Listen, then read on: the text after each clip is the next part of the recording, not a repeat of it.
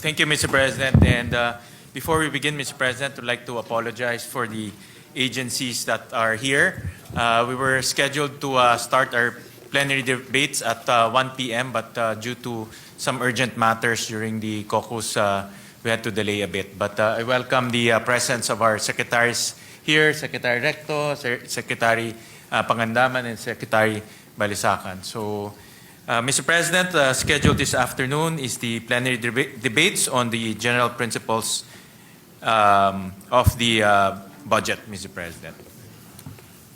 So we're ready to take in questions, Mr. President. We have a list of interpellators. The first to interpolate under the list is Senator Panfilo Lacson, but he's not here, Mr. President, so he'll be coming a little bit later. Next on the line up is Senator Risa Hontiveros, our Deputy Majority Floor Leader. If she's ready, then we can give the floor to her. All right, Senator Risa Hontiveros is recognized. Salamat po, Mr. President. And if the good chairman will allow me to Mr. President, ask we're these more than, questions. it's an honor to receive questions from Senator Hontiveros, Mr. President. Maraming salamat, Mr. Chairman, Mr. President. So, my initial questions, no, I should say first, Mr. Chairman, my esteemed colleague and sponsor of this 6.793 trillion peso budget, I wish to pose these series of questions. They're not intended to obstruct, but to collaborate on our shared duty of oversight, guided by the themes my office has championed for this budget season. So una na po, Mr. Chairman, Mr. President, ibalik ang tiwala, restore trust. Do more with less, and budget as if the long-term and root causes matter. So initial questions ko po on the macroeconomic headwinds and disaster preparedness. So urgent regionally or even globally and domestically. So my initial questions revolve around this current economic outlook and the fiscal resilience needed to address recent calamities. So una po tungkol sa quarter 3 GDP growth slowdown at saka macroeconomic scenarios. Mga tinatalakay po at minamanage ng DBCC as a whole, DepDev at saka BSP in particular. So, Mr. Chairman, what specific factors caused the third quarter 2025 GDP to slow down to 4%? Was it due to political infighting between the camps of the President and the Vice President? Was it due to low DPWH disbursements or other reasons? And do you have a report on this, Mr. Chairman?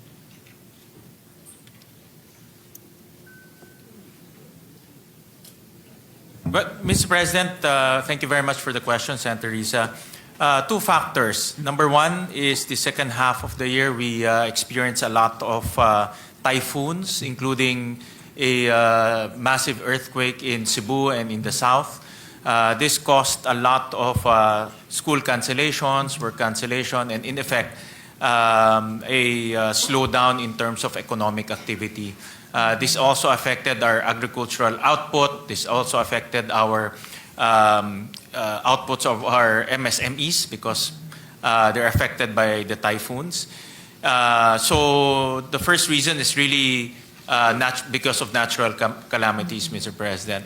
The second is, and we cannot deny this, a slowdown in construction, Mr. President, because of the recent flood control issue and the recent issues in terms of issues in corruption.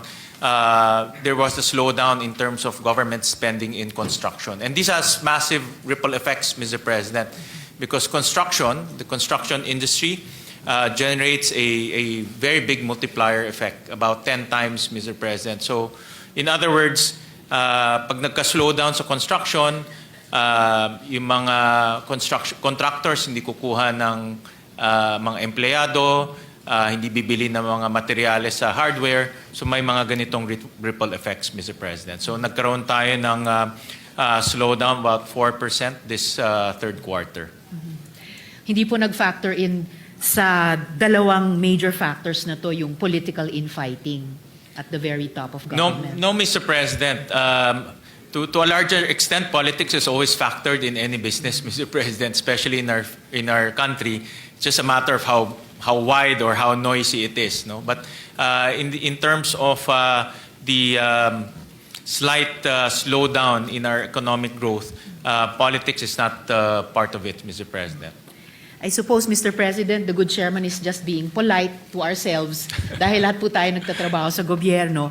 Pero siyempre, kung ang isang bagay ay nagsimula sa pagkakaisa, kapag nag-break up yung unit team, imposible naman na yung mga presumptions of political stability na mag-undergird sa further economic development or even specifically GDP growth ay walang epekto talaga. So I'll just leave that. Kung meron man, on Mr. the President, record. it's very hard to quantify. It's very difficult to quantify the effects. But kung meron man, I think probably a lot, especially the local businessmen, Mr. President, marami sa mga lokal na negosyante natin parang sanay na sila sa politics. I think the effects will be largely from foreign investors or foreign companies who are here, Mr. President. Salamat, Mr. Chair. Sana hindi masyadong masana yung mga local business persons natin sa ganitong medyo katinding political infighting. But salamat sa candor ninyo of making of record. That of course, as for any country, hindi po tayo immune na medyo or maapektuhan nga ang mga foreign investors, which makes it important for us to still keep, if not front and center of our minds when we're discussing the budget for next year, at least nasa puso natin na importante na magkaroon ng some kind of productive, kung hindi man na conflict resolution, conflict management para din sa ating mga local na investors at saka business sector, private sector. Does the good chairman have a report on at least the top two factors na sinight nila kanina, how these affected and in fact produced that slowdown in the growth of our GDP this third quarter or during the third quarter, Mr. Chairman?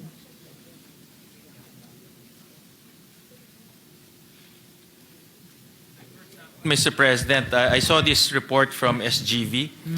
This is their Philippine macroeconomic update. I was actually reading the report. For example, in Q3 2025, construction contracted by about 0.5%, Mr. President. So just to give you context, for Q3 2024, it grew 9%. In Q2 2025, it grew 2.1%.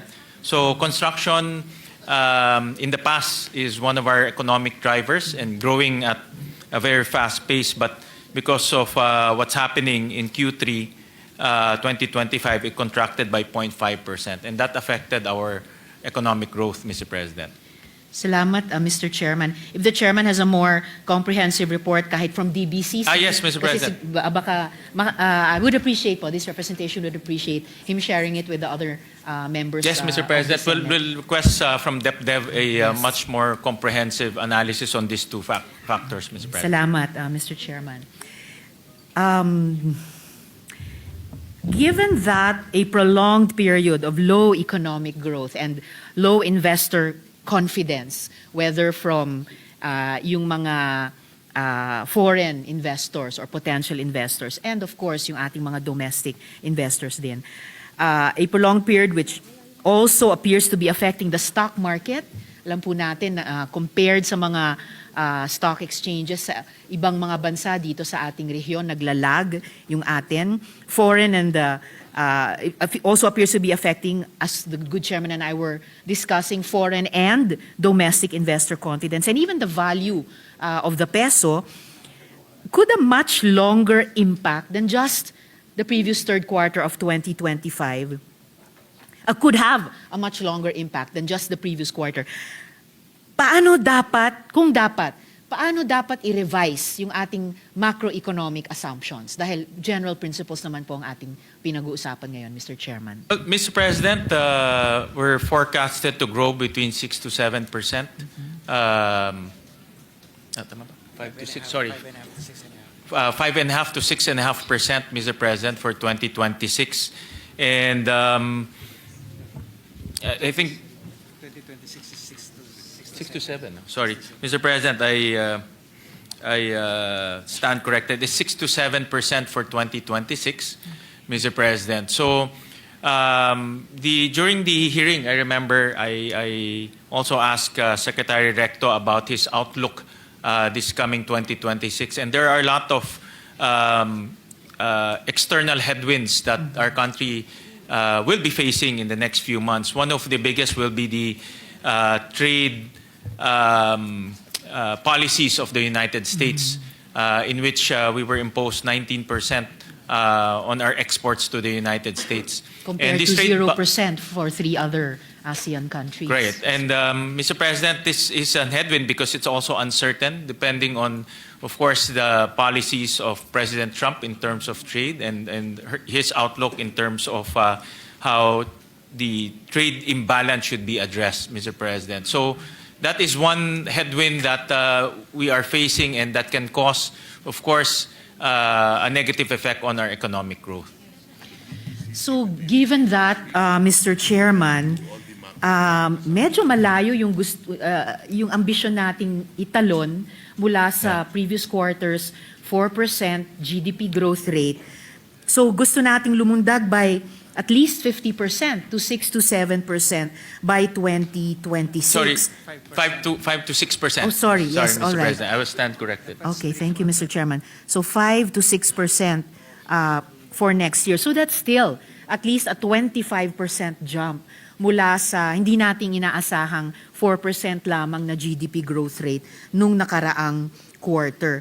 So hindi ba ibig sabihin naturally na kailangan meron tayong i-revise sa ating current macroeconomic assumptions, or we'll just continue doing it the way we'll continue proceeding on the same assumptions, just do them more or more intensively? Or I would presume, by logic lang po, by common sense, Mr. Chair, na mayroong kahit papaanong revisions sa ating macroeconomic assumptions. Kasi in a way, catch-up plan ito at medyo very demanding catch-up plan from 4% to 5 to 6% next year, Mr. Chairman. Tama kayo, Mr. President. Talaga magkakaroon po ng pagbabago sa forecast natin until end of the year. And tama ho kayo, next week the DBCC will once again meet and talk about this, possibly a revision in terms of our 2025 economic growth. And also the succeeding years, Mr. President, 2025 to 2028. So, Mr. President, there are a lot of factors that we cannot control. No? For example, in dalawang bagyo, no? Si Bagyong Tino and Bagyong Uwan, na dumating sunod-sunod. And we saw the devastation that the two typhoons created in our country.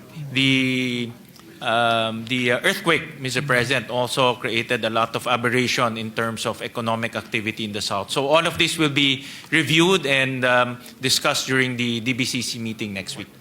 At least, Mr. Chairman, I'm glad to know na magmi-meet na nga ng maaga ang DBCC para i-review itong mga macroeconomic assumptions. And confident naman ako na malakas ang intensyon natin dito sa Senado to pass, aside from the most transparent and accountable, the most responsive and proactive budget possible that we can produce, of course, together with the House, para sa 2026, na kung hindi man natin ma-anticipate yung harinawa, i-share din ng DBCC sa atin after their meeting next week in terms of revised macroeconomic assumptions, moving forward in the next few years, sa pamamagitan hindi lamang ng Senate Finance Committee, pero halimbawa ng LEDAC, na pwedeng i-align, no, yung revised macroeconomic assumptions ng DBCC or particularly ng DepDev at yung continuing na legislative work natin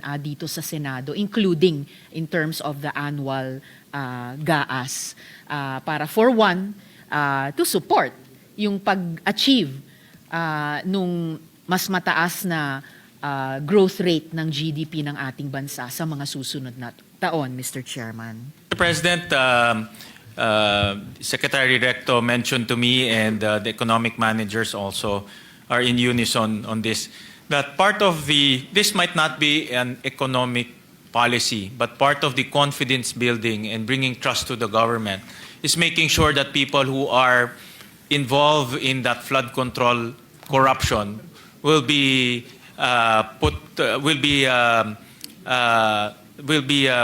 account, and also will be held into account, and also make sure the government will make sure that they will be put in jail, filed cases and put in jail before the end of the year. Part to ng confidence building, Mr. President, because if you talk about bringing trust to the government, it's not only the trust of our people, but trust of the business community. No? Thank you for that. Thank very much, And Mr. Chairman. Secretary Recto mentioned to me that that is an assurance to the Filipino people that justice will be served and people will be put in jail before November 30. Yun po ang kanyang time frame, Mr. Bumilis ang President. timetable, Mr. Chair. No, violent Kanina umaga cases narinig siguro. natin before the end of the year or Well, before sabi niya, Christmas. Mr. President, Ngayon, may before the end of the makukulong month. before November 30. I see, I see. So he said it in very confident manner, Mr. President. So, I understand, Mr. So that's in Chairman. the next 15 days, meron hong makukulong. I see, Mr. Chairman. And And we again, welcome that, Mr. President, because talagang wala hong matututo kung walang makukulong eh. At mauulit lang ho to kung hindi ho makukulong talaga. At mawawalan po ng kumpiyansa ang business community, ang mga investors sa atin kung hindi ho natin gagawin to. And also consumers, Mr. President. And most importantly, taxpayers. No, kasi masakit ho talaga sa mga taxpayers natin na nakikita yung buwis ho nila nasasayang. Kaya it's also an economic policy to hold people to account. No? So by November 30, the economic managers assuring us that people will be put in jail. I 100% support, Mr. Chairman, yung mga sinabi ni Mr. Chairman na what are at stake dito sa usaping ito. And I thank the good chairman for stating that accountability itself is in a way an economic policy or a guideline or a foundation for our economic policies. And salamat sa chairman for affirming yung isa sa mga tema na sinabi ko ngang dala ko sa aking isip at puso dito sa pag-interpellate sa ating budget, yung usapin ng ibalik ang tiwala. As an aside, I recall that was also cited by Senator Kiko Pangilinan when he was co-sponsoring his and the Senate President's resolution, or rather bill, on really giving teeth by force of law dun po sa Independent Commission on Infrastructure na importanteng buuin ulit yung nabasag na pagtitiwala ng ating mga mamamayan sa gobyerno, and as he also said, na magbuo ulit ng isang bagong kasunduan or bagong covenant, no? Hindi naman bagong tipan kasi sa Biblia lang yon, pero isang bagong relationship of trust between government and the people.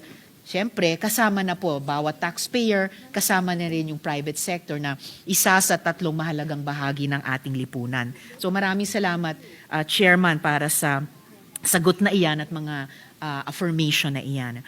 So lastly for this topic, Mr. President, Mr. Chairman, I know that DepDev and the BSP have economic models. Pwede nyo bang inarrate, Mr. Chairman, inarrate sa atin ang isang low scenario or kahit worst case scenario? Specifically, ano pong mangyayari sa debt to GDP ratio at ano pong mangyayari sa underemployment sa ganyang low or worst case scenario? Anong mga sektor ang likely maapektuhan, no, at saang mga rehiyon? We can also return to these later today or tomorrow when the good chairman is ready to present an analytical report. But initially, ano po ang mga thoughts ng good chairman sa ganitong mga tanong, Mr. President? Mr. President, because there's a lot of headwinds and also events that that are beyond our control. For example, the typhoon, Mr. President. But regardless of that, we will be hitting on target our deficit at 5.5%, Mr. President. We will also have a slightly lower economic growth forecast for the end of the year, about 4% to 5%. 4.7 to 5%, Mr. President. And then our debt to GDP will still be at 61.8%, sorry, 63%, Mr. President. So despite the headwinds, despite the natural calamities, despite the lower growth forecast, we will still end up with 5.5% deficit and also debt to GDP ratio of 63%, Mr. President. Which comes in under the, tama, please correct me if I'm wrong, Mr. Chairman.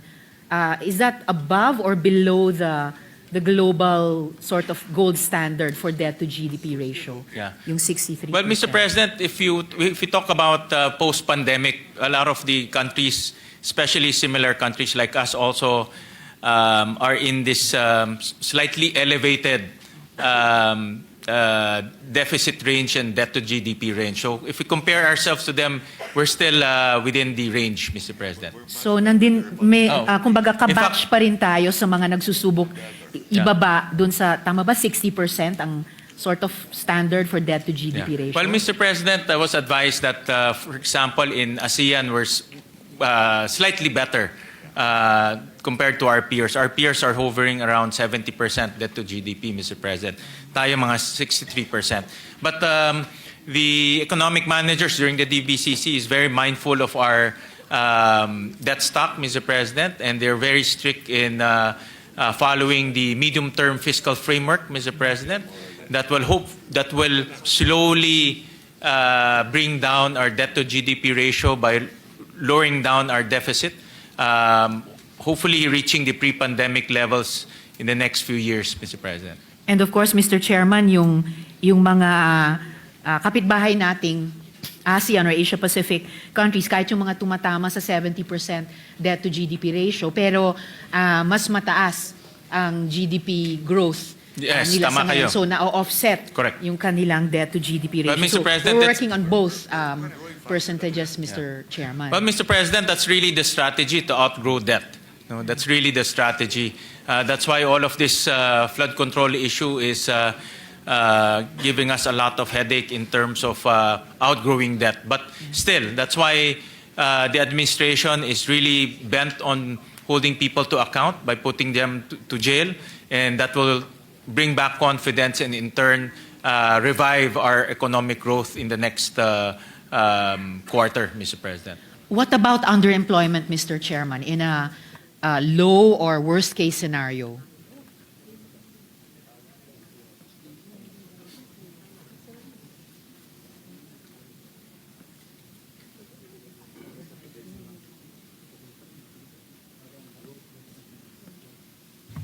Mr. President, our unemployment is about 3.8%. This is as of September, which is third quarter, and this is actually the lowest that we have, one of the lowest that we have achieved in the last 5 years. Underemployment is about 11%, Mr. President. So one of the lowest in the last 5 years. So far in terms of employment, we're doing okay. And itong dalawang, at least itong dalawang data, Mr. Chairman, na debt to GDP ratio of 63% at saka underemployment of 11%, ito na yung low or worst case scenario na ina-anticipate natin. Tama po ba? Or Well, one of the lowest, Mr. President. Of course, if we can still push it down, that will be the Right. best case for us, Mr. President. Okay. But looking at the data for the last 5 years, we're doing very well in terms of generating jobs for our constituents, Mr. President.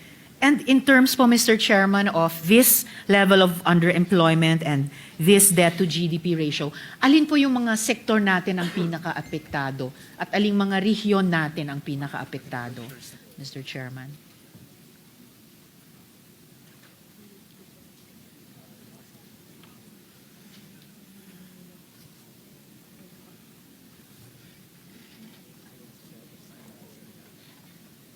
But Mr. President, I was just conferring with Secretary RC.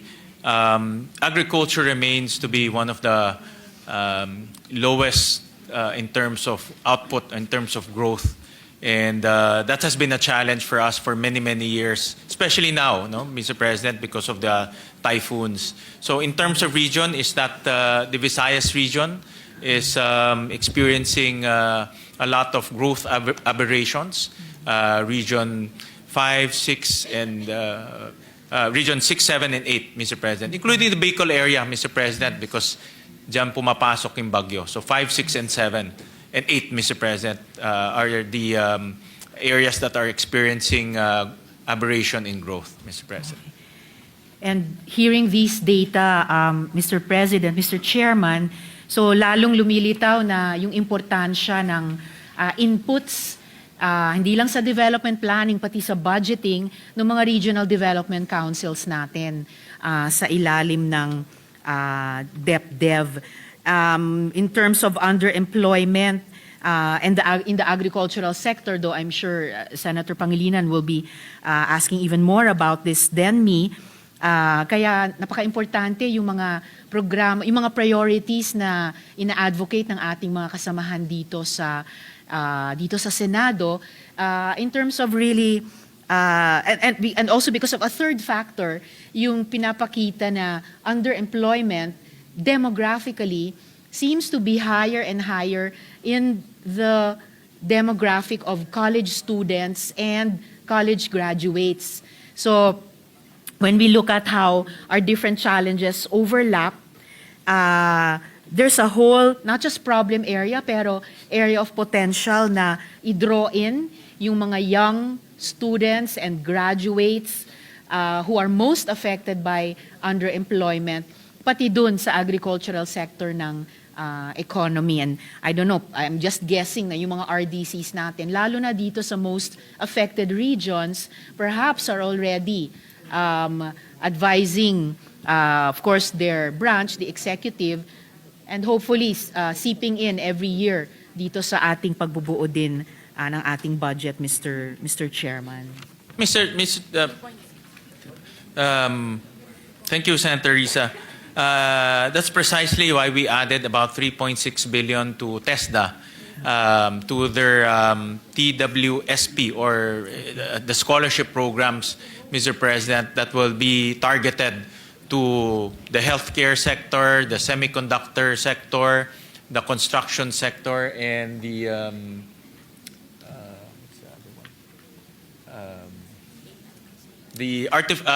growth of artificial intelligence, Mr. President. So 4 sectors specifically in the budget that we have actually we didn't identify it. It's the private sector advisory council that identified it and suggested that we should put scholarship in those very targeted sectors so that we can address the mismatch and address the future needs of our country, Mr. President.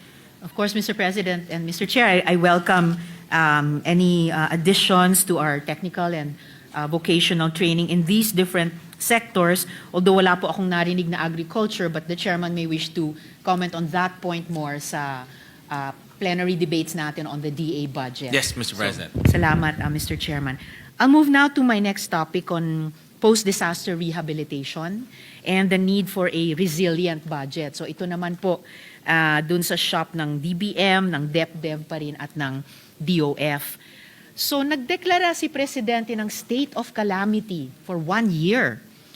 I understand that this will affect the procurement of the remaining 2025 programs and projects. Ibig po bang sabihin nito na pati yung 2026 GAA, once inaprubahan po natin, mako-cover din sa ilalim ng proclamation and emergency procurement? Kasi kung ganon, anong mga safeguards ang in place para siguruhin na hindi aabusuhin ang emergency procurements, Mr. Chairman?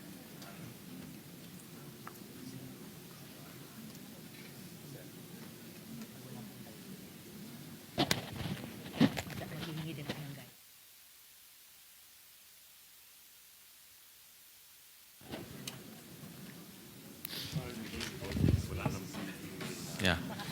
Covered po 2026, no. In fact, this also covers the local government units, Mr. President. So in other words, they can use their local NDREAM fund to spend for pre-disaster activities, buying equipment, putting up evacuation centers.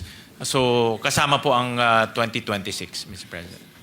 Kung ganon, Mr. Chairman, paanong hindi aabusuhin yung emergency procurements? Ano pong safeguards na meron na tayo? Because we don't, on the heels of itong pinaghihirapan nating i-resolve na at huwag maulit na flood control scandal, ayaw din nating maulit yung Farmally scandal, halimbawa, nung panahon ng pandemya, Mr. Chairman.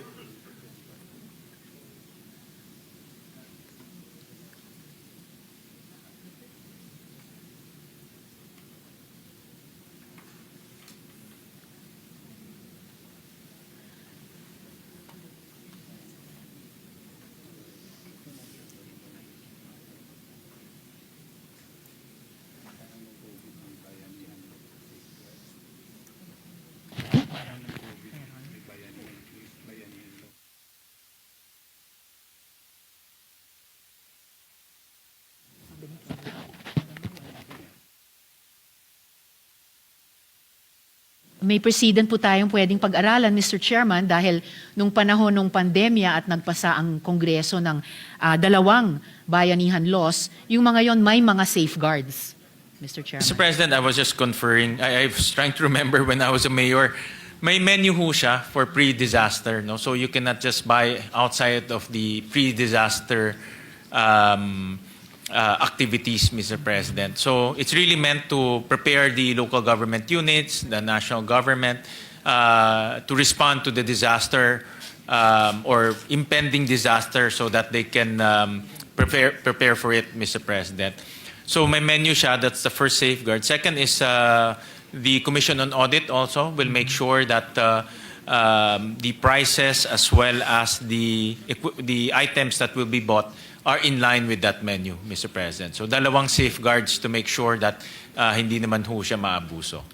In ordinary times, Mr. Chairman, sapat na kahit itong dalawang safeguards lang. Menu, tapos syempre yung pag-audit ng COA. Pero maalala po natin, nung panahon nga nung pandemya, may dalawa tayong ipinasang bayanihan laws. May mga safeguards din po yon, and yet nangyari yung Farmally, na hanggang ngayon ay hindi pa nga na-resolve lahat ng mga tanong tungkol sa graft and corruption or even plunder doon. So baka pwede pong mas kumuha pa ng mga leksyon sa karanasang iyon, or kahit mga iniipon na nating mga leksyon tungkol sa flood control projects para yun na nga po, siguruhin na susundin yung menu, siguruhin na ganap na magagawa ng COA yung mandato niya at talagang masaspot niya kung magkaroon ng mga adverse findings at kailangan ng mga rekomendasyon para hindi abusuhin ang isang sitwasyon na nailikha dahil sa mga abuso na hindi magkaroon ng double whammy sa ating mga mamamayan at taxpayers, Mr. Chairman. Thank you, Senator Risa, for that very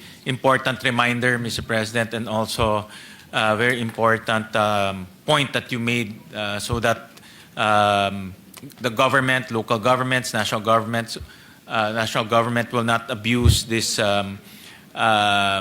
mechanism of allowing them to buy without any bidding for pre-disaster purposes. Or any LGUs for that matter, Mr. Chair. For LGUs for that matter. So I was advised by the Secretary of DBM that we will also come up with a GPPB resolution to make it more targeted, Mr. President. So gagawin pa nilang granular yung pwedeng bilhin ng mga LGUs. At they will also come up with a sort of like a indicative price for those items, Mr. President. So hindi siya pwedeng, let's say, bibila sila ng, let's say lang, cement bag, no? Or yung pang cover ng mga baha. Hindi naman pwede yung pricing double or triple what the market is already offering, Mr. President. So they will make it more granular through a GPPB resolution and circular, Mr. President. Salamat, Mr. Chair. That's even better kung magwe-weigh in din Yeah, ang so meron ng pre, GPPB hindi lang dito. post, Opo. kundi may pre-guidance na rin, Mr. Right. President. And in this way, Mr. Chair, nararamdaman ko na we're learning lessons from different experiences at applying lessons in one particular experience dun sa mga iba pa moving forward. So that's For that reminder, Mr. Chair. President, napakaganda po at timely yung reminder na yan kasi ayaw na ho natin maulit yung sa family which you were very active in that investigation. Kasi nga nakikita kasi ng mga iba kung maluwag ang gobyerno, maabuso, no? Inside and outside of government. So it's a good reminder and the DBM is listening and they will act accordingly, Mr. President. Salamat para doon, Mr. Chairman, at sa DBM din. Of course, we didn't anticipate that 2026 would be a year of post-disaster rehabilitation following 2 super typhoons and destructive earthquakes in many places. We're already familiar with the possible delays and the lack of budgets that accompany the need to, sabi nga nila, build back better after major calamities. For instance, Mr. Chair, kakailanganin po ba nating i-augment yung NDRRMC budget para sa 2025 at baka i-triple o kahit i-quadruple yung NDRIMC budgets para sa 2026? Tinatanong ko po ito dahil ang DepDev is in charge of post-disaster rehabilitation planning. Tama po ba? So it must have some data coming in already as well as some rules of thumb based on past disasters of similar magnitudes, Mr. Chairman.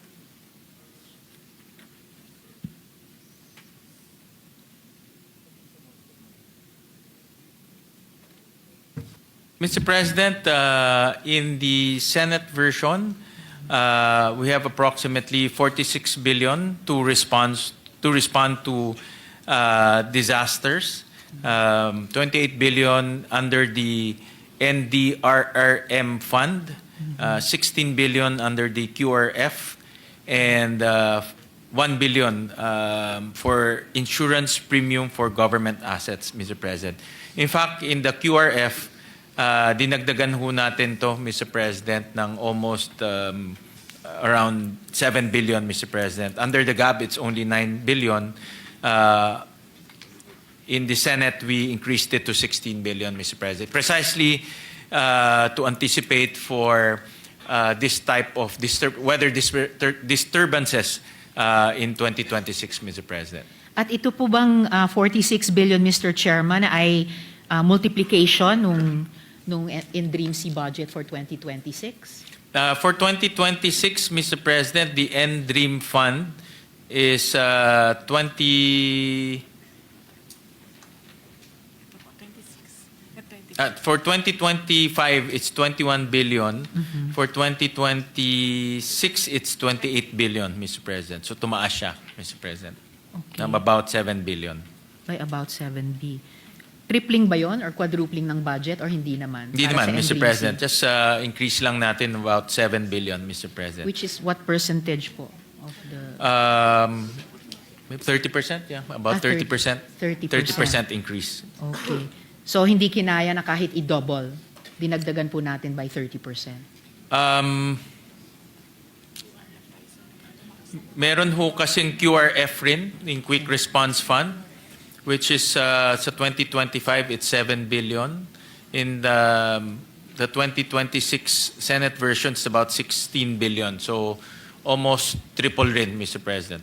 Oh, double. Almost double. More than double. More than actually. double. More than Okay, double. Mr. Chair. So at least kung hindi man sa NDRIMC, dun sa QRF. Yes, pwede, Mr. President. I see, I see. And then yung mga agencies, may sarili pang mga QRF, Mr. President. I see. So, Ito na pala lahat. Sorry. Cumulative na pala itong QRF. Itong 16 billion, cumulative na pala ito. for all agencies, For all Mr. Chair. agencies. All right, I understand po. Yung augmentation sa NDRIMC budget for 2025, nagawa po ba yon or magagawa po ba yon?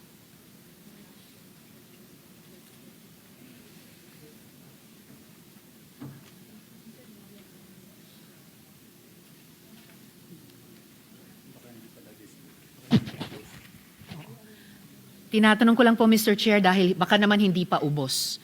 Mr. And President, naabutan itong mga super typhoons. Yeah, at tama ho kayo. Malindol. Hindi pa siya ubos. I was advised the latest count for the NDRIM fund is about 2 billion, Mr. President. May balance ng 2 billion pa, Okay. Mr. President. Not a small amount, Mr. Chair. Kahit ninipis yan pag ginamit sa disaster relief and rehabilitation nationwide, it could still make even a small starting difference sa Yes, long-term Mr. President. rehabilitation, Well, Mr. Chair. towards the end of the year na tayo, so knock on wood, wala naman pong mangyari. Oh my So God, meron pa talaga tayong 2 billion left to cover, Mr. President. Alright, salamat, Mr. Chair. Huling tanong ko po for this round, Mr. President, Mr. Chair, para magsususpend muna ako to give way to other colleagues na gustong magsimulang mag-interpellate sa general principles. Ano po yung ballpark figures for damage and loss at ballpark figures for rehabilitation costs para sa 2026? We're looking here, Mr. Chairman, for estimates based on a rapid recovery plan. By rapid, 3 years po. So yung remaining term ng administrasyon aimed at bounce back and increased resiliency in drainage, urban spatial systems, syempre infrastructure repair, insurance coverage na nabanggit na rin ni Chair in the previous question, and income support. If the good chair doesn't have these available, at least po I would appreciate some key empirical insights so that we can discuss these thoroughly as we amend the budget, Mr. Chair.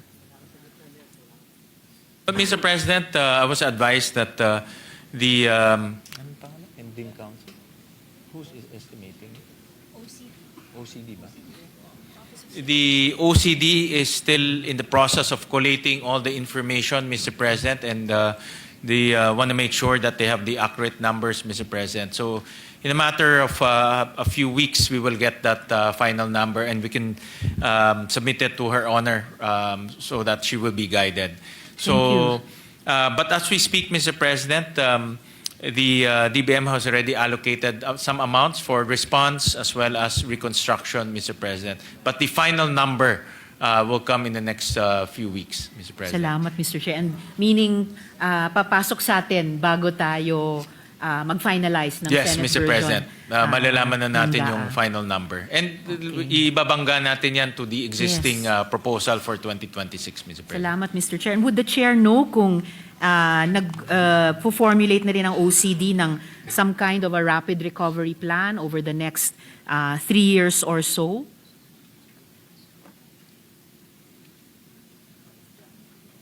I hope it's not just the quote-unquote normal recovery plan after every disaster dahil medyo naging pambihira po yung mga disasters natin nitong nakaraang buwan. Ano po, Mr. Chair? So maybe something a little bit more strategic like over the next 3 years, perhaps, Mr. Chair. Yeah, Mr. President, I understand that the OCD comes up with their, parang may forecast sila, Mr. President, based on the typhoons that affect our country, saan sila pumapasok.